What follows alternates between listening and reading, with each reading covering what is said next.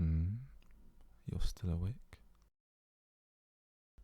Well then, good evening, my little snowflake. I know it's usually the servants who tuck you in.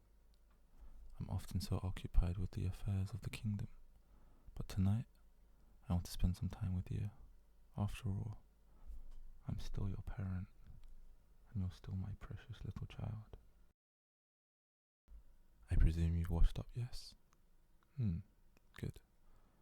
Now all that's left is for you to get into bed and fall asleep. But there's no need to hurry. We can still talk for a little bit first. There's a reason I chose tonight to visit you. I've heard you've been having some trouble with your tutors lately. I understand, really, truly. It's a heavy burden to be the child of the king of the frozen kingdom. You didn't ask for it. But if you could just focus during your lessons, you might discover there are many fascinating things to learn.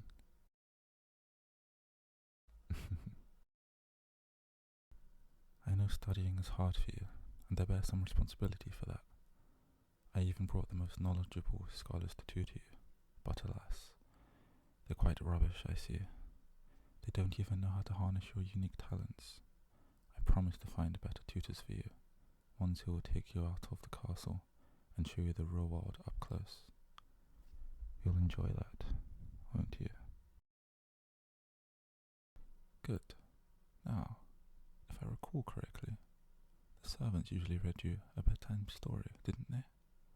Would it be alright if I read you a bedtime story tonight? A special one? Really? Splendid. Go ahead then, get into bed.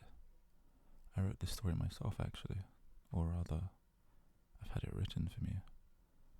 But it's especially for you, because there are some things that I really think you should know. Are you ready?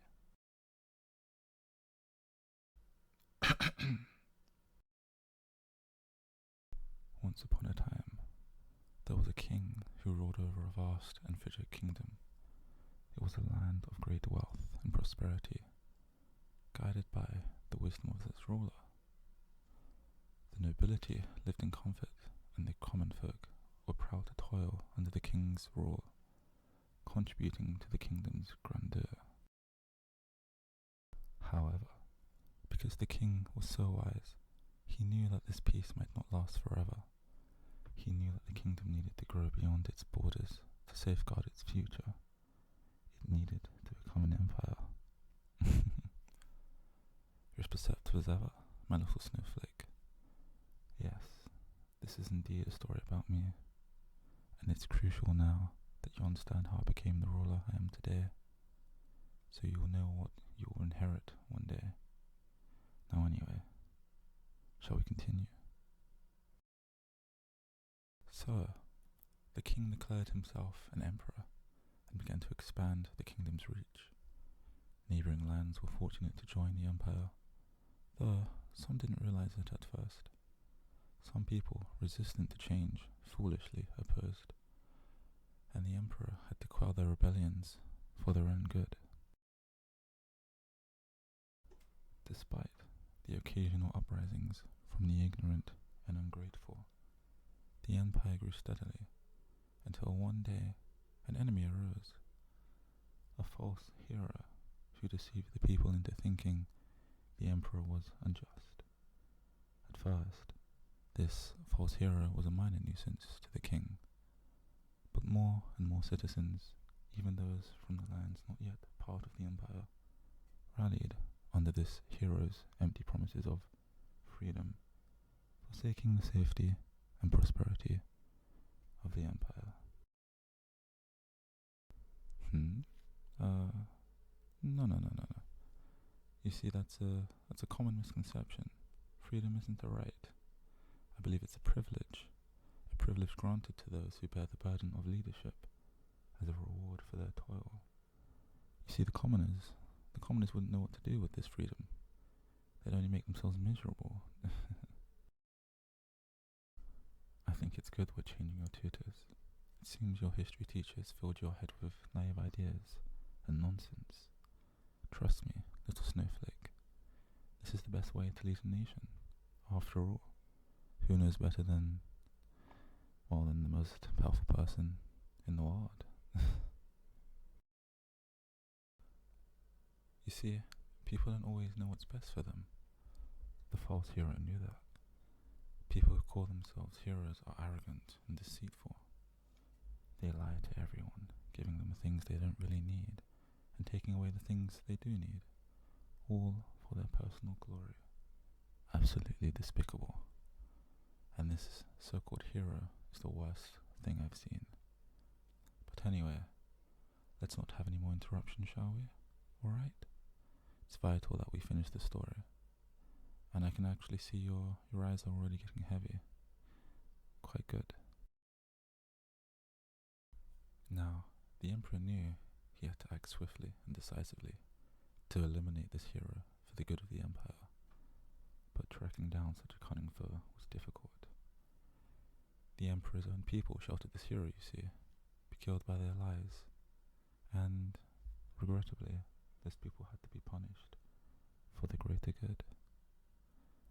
And finally, after years and years of relentless searching, quelling rebellions, and disciplining traitors, the Emperor's perseverance actually paid off. You see, he discovered the hero's secret hideout, where they would retreat when not causing trouble. The Emperor led his finest soldiers on a mission to end this threat to the Empire's peace. The false hero was caught off guard, but fought fiercely. Many loyal soldiers were lost that day. You see, the battle grew so intense that the Emperor had to join the fray personally. The hero inflicted several wounds upon the Emperor, leaving him with a limp and a scar for life. I wish I could say the Emperor vanquished the villain, but he did not. As the Emperor's forces closed in, the hero fled. The Emperor, bloodied and wounded, searched for the hero's home for clues. Instead, he found something far more precious. What the Emperor found was a tiny infant asleep in a crude crib, the hero's own child, abandoned to save themselves. The hero intended to raise the child to continue their evil plans. However, the Emperor was moved by the helpless baby. The hero had lived in squalor, constantly on the run, and this poor infant was weak and dirty. No child should have to endure such a life. So what happened in the end was that the Emperor decided to raise this child as his own, giving the infant a better chance at life. And if the false hero ever returned, the Emperor would be prepared to protect the child and exact revenge for the citizens led astray.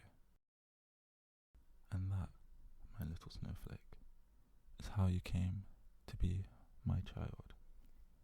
I'm so glad I could rescue you from a life of poverty and crime. Even though my duties as ruler keeps me busy, it's been such a joy to watch you grow. I only want the best for you. That's why I ask you to do your best in your studies, and I'm sure you'll discover you have a talent for learning. You see, you've always been clever. You may not be my child by blood, but you have my wit. And one day, you'll lead our armies and bring peace and prosperity to all our neighbours. And who knows, maybe you'll even capture that wretched biological parent of yours. We could both have the revenge we deserve. I hope that thought gives you pleasant dreams. Good night, my little snowflake.